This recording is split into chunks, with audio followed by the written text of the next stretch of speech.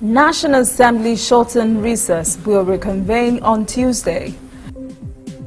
Please submit reports to acting president on DSS probe. In international news, Russia braces for a long battle against U.S. sanctions as rubble tanks to a 2-year low. And in sports, Confederation of African Sports dishes out disciplinary action against referees.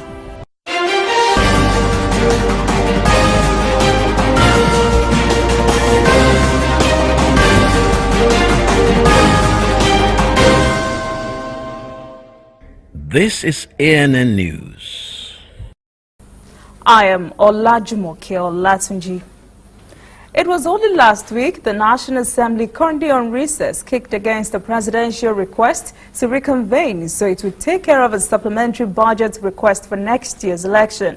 Now, what a difference a week makes. There is an about face, and the lawmakers have decided to cut short their recess and resume on Tuesday. Deputy Speaker of the House, Yusuf Lasson, confirmed that the reason for reconvening was the presidential funding request. While at it, though the lawmakers will also take care of some confirmation exercises on some of President Muhammadu Buhari's nominees. The Economic and Financial Crimes Commission, EFCC, has released former boss of the Department of State Services, Ita Ekpayong, a few hours after his arrest. No details or reasons were given for his arrest, but the action followed the exit of his successor, Lawal Daura, who was sacked by acting President Yemi Osinbajo last week. Daura was said to have prevented EFCC officials from arresting Ekpayong last year. It was reported at the time that EFCC was acting on allegations of a role he might have played in the arms scandal involving former National Security Advisor Sambo Dasuki. Ekpayong served as DSS boss for 5 years from 2010. An Abuja Federal High Court has summoned the Economic and Financial Crimes Commission over the freezing of Benue State government's account. Benue government's lawyer, Emeka Etiaba, filed a lawsuit against the FCC challenging its action. Although the case was filed in Makurdi, Etiaba was able to get leave of court to get the matter heard by a vacation court because of its urgent nature. There is no vacation court in Makurdi. The EFCC action basically shut down the Benue State government as it had no access to its funds. Etiaba wants the courts to restrain EFCC from investigating the state's account and also for the courts to rule on whether EFCC or any other body has the power to inquire into the account of Benue government. The case has been adjourned until middle of August.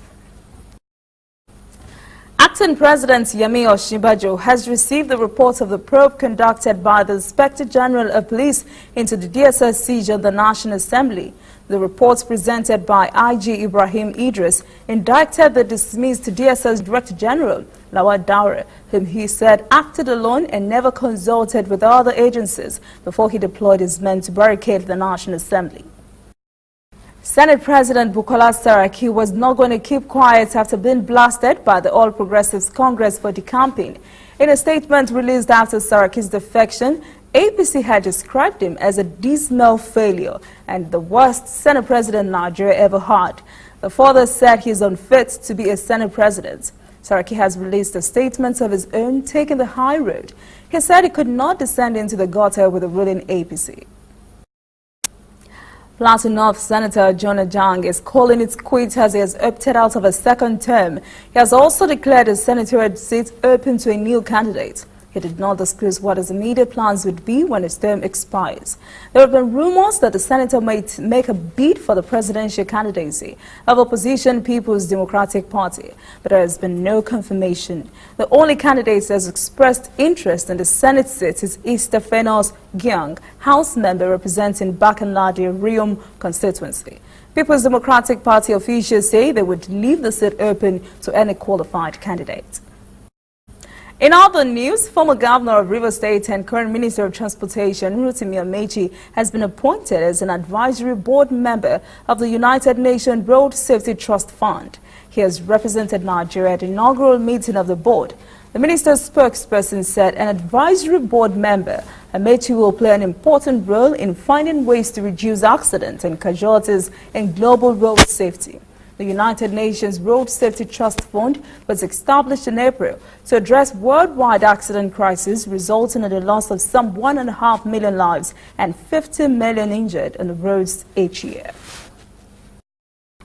Finance Minister Kemi Adeosun has spoken on the importance of insurance policies in the lives of Nigerians. She said Nigerians should embrace insurance to protect themselves against the eventualities of life and also enhance the sector's contribution to the country's gross domestic product. The minister was speaking on Thursday at this year's conference of the National Association of Insurance and Pension Correspondents in Lagos. She said life without insurance was like building a house on a shallow ground. Adeosun further said insurance also remained the key to wise financial planning among all Nigerians, including grassroots dwellers. She urged citizens to key into the various economic developmental initiatives of the National Insurance Commission to develop a solid financial plan.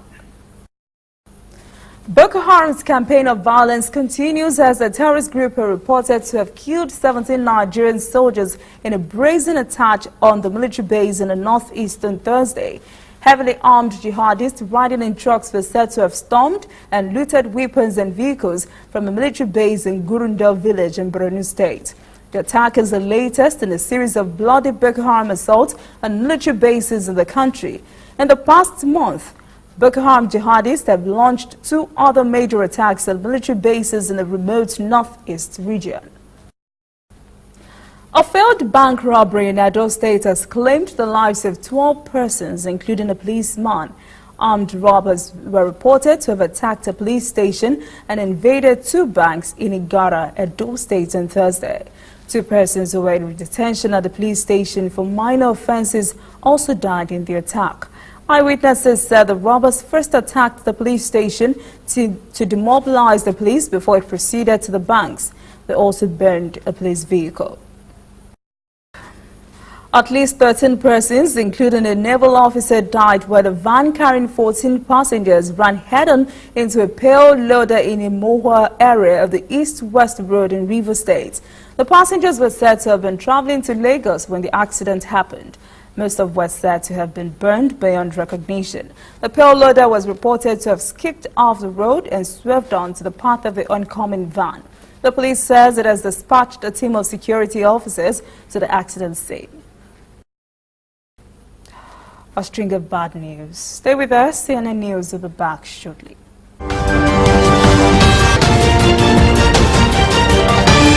You are watching ANN. I am Lucy Adeyemi.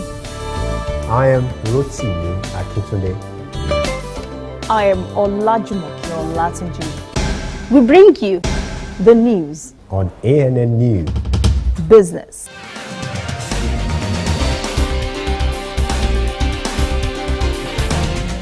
politics,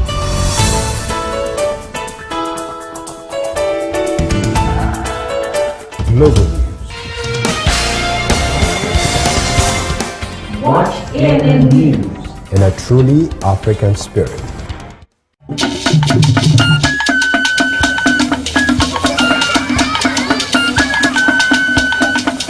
Are you sure you want to do this? Adam, go and bring us your husband. Okay, hello baby. We're in this together, okay? Can you hear me? Keep coming forward. Wait, stop. You okay, Lindsay, you alright? Keep walking down, keep walking to the left, yes? You're almost here. Keep going. You are here. Wow, you did it. I'm just so glad I didn't have to use my cane to do this. And I am so glad no other man got you before me. Let me be your eyes. We will never stop working to give you a network you can rely on so you can enjoy life's special moments. MTN, everywhere you go. While the world sleeps, ANN News stays awake. News takes no time off. We are awake so you can sleep. We report the stories that keep you up to date, events that affect your day, your week, month, and experiences. We scour the world, bringing it to your living room. Watch ANN News in a truly African spirit. Welcome back. This is NN News. In African news, the South African government is planning to retrench 30,000 public servants in an effort to cut costs. Report says the mass retrenchment strategy was discussed by the African National Congress, ANC, during a conference earlier this week. Sources say the administration is eager to kickstart the retrenchment process, having set aside more than $58 million for severance packages. The proposed restructuring is set to aim at reducing government salary bill in the next 3 years. Meanwhile, the Congress of South African Trade Unions has vowed to fight the proposed job cuts tabled by the government.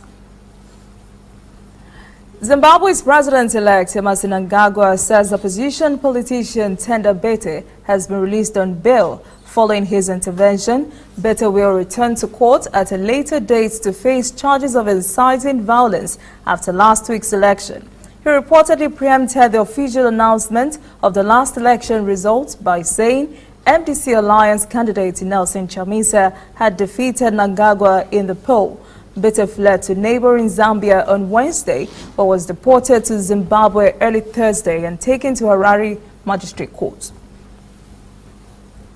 Kenya President Uhuru Kenyatta has vowed to punish officials who approved building constructions near riverbanks. The president said the government will go after officials who issued permits to build on riparian lands. Kenyatta said the government will continue to demolish properties on the lands, saying it is done to discourage corruption. He blamed the construction of building along the riverbeds for causing floods in the capital Nairobi during rainy season. 11 Fulani civilians were killed after being kidnapped in the latest bout of ethnic violence to hit Mali. An official put their toll to 14. The attack in the restive central region was attributed to hunters from the Dogon community. Violence between nomadic Fulani herders and Bambara Dogon farmers has escalated in central Mali over the past 3 years, fueled by accusations that the Fulanis are colluding with jihadists. The victims' families received pieces of clothing belonging to the dead to allow them organized mourning ceremonies. UN figures show more than 300 civilians have died in ethnic clashes since the start of the year. Nigeria authorities said 22 persons are dead and thousands have been left homeless after torrential rains caused heavy flooding. Nigeria's Minister for Humanitarian Action says almost 50,000 people have been affected, more than 3,000 homes and nearly 4,000 hectares of crops destroyed. He says livestock were lost and drinking water supplies have been affected. Southern regions of Maradi and Difa are among the worst hit by the flood.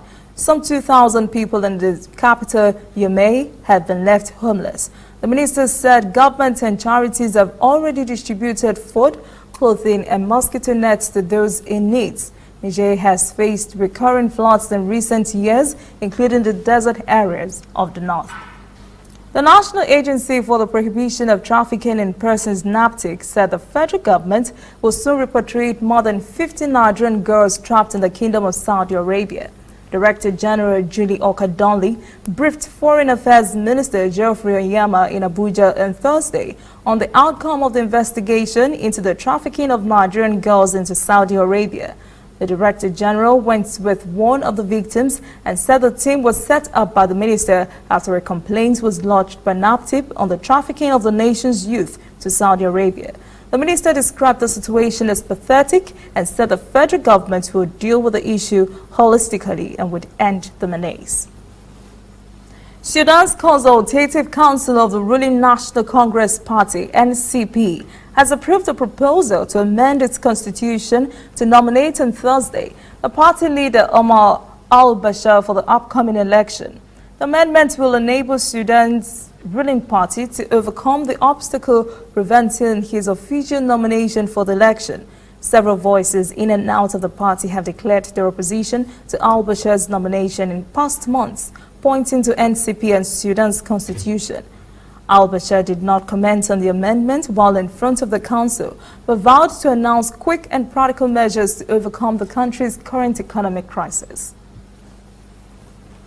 Tunisia's tourism minister Samal Loumi says the country's tourism revenues rose by 42% to $534 million in the first 7 months as the sector recovers 3 years after 2 major militant attacks. European tour operators are returning to Tunisia this year after the gun attack on a beach in which more than 30 tourists were killed. 21 people were killed 3 years ago in another attack. The minister said the number of foreign visitors rose by 23% to 4 million until end of last month, compared with the same period a year earlier. Analysts have predicted some 8 million tourists will visit the country this year, which will boost its struggling economy. Stay with us. ANN News will be back shortly. While the world sleeps, ANN News stays awake. News takes no time off. We are awake so you can sleep. We report the stories that keep you up to date, events that affect your day, your week, month, and experiences. We scour the world, bringing it to your living room. Watch ANN News in a truly African spirit. There is a new all-news network on the scene in Nigeria to give news from a purely news perspective and to promote free information flow across Africa. Fresh views, unbiased, bold, with a purely African view. African News Network, ANN, in a truly African spirit. Welcome back. This is ANN News and international news. Global markets have seen a massive sell-off of Russian assets sparked by fears Moscow is locked in a never-ending cycle of sanctions after sanctions from Western countries. The Russian ruble is tanking to a 2-year low as the U.S. prepares yet another round of sanctions on Russia. But the Kremlin says its financial system is stable and the political effects in Moscow are less clear. Joining us from Moscow are Matthew Larotonda and Dmitry Zadanikov. The West has been hoping that the more pressure it puts on Putin, the more heavy the sanctions become, the more the discontent among Russian political and business elite will grow, forcing Putin to sort of change his course. But that hasn't happened over the past 4 years. Actually, we've seen quite the opposite. I think Putin is probably looking at the example of Iran, which has been under sanctions since 1979. If Iran was able to withstand sanctions over the past 30-40 years, yes, the economy has weakened, but there is no reason why Russia couldn't do so. So he's playing a very, very long-term and quite stubborn game. Putin's approval ratings also remain high, but it doesn't mean sanctions haven't had a tangible impact. And the next U.S. measures may go much further. Congress is considering whether to cut off nearly all trade between the two countries and ban Russia's national airline from U.S. airports. It's quite difficult to estimate the overall impact of sanctions since they were first introduced in 2014 after Russia invaded Crimea, but I think we could certainly put the overall impact at dozens, if not hundreds of billions of dollars. And to give you just one example, the market capitalization of the biggest Russian company, oil company, Rosneft, stands at approximately 60-70 billion, depending on the market situation, while a comparable peer in the United States, ExxonMobil, its market value is $350 billion. So a huge gap, as you can see. Russia's foreign ministry says it's considering retaliatory measures, but did not elaborate on what they could be. Unintentionally set wildfires grown dangerously close to homes in Southern California on Thursday as evacuation orders expanded to more than 20,000 residents. Some homeowners decided to stay back to fend off the flames themselves. Firefighters fought a desperate battle to stop the holy fire from reaching homes as the blaze surged through the community. The goal is to prevent homes and lives from perishing in the fires. 6 persons, including 2 firefighters, have died in what is now called the Carr Fire. 1,000 homes have been consumed. A 51-resident Forest Garden clerk was charged with arson and other crimes on Thursday. If found guilty, he could be imprisoned for life. Argentina's Senate has rejected a bill to legalize abortion in the country. Women's groups and abortion activists have vowed to press on with their fights to get abortion legalized in Pope Francis' homeland. It was thought that the wave of demonstrators by feminist groups that pushed the legislature before Congress would also push the conservative government to also decriminalize the procedure. After more than 15 hours of debate before voting on Thursday, senators rejected the bill by 38 to 31 votes. Stay with us. CNN News will be back after these messages.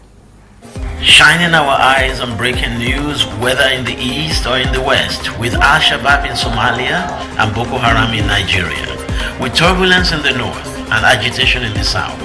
Wherever you live in Nigeria, wherever news happens in Africa, we've got it covered. ANN News, connecting Africans in a truly African spirit.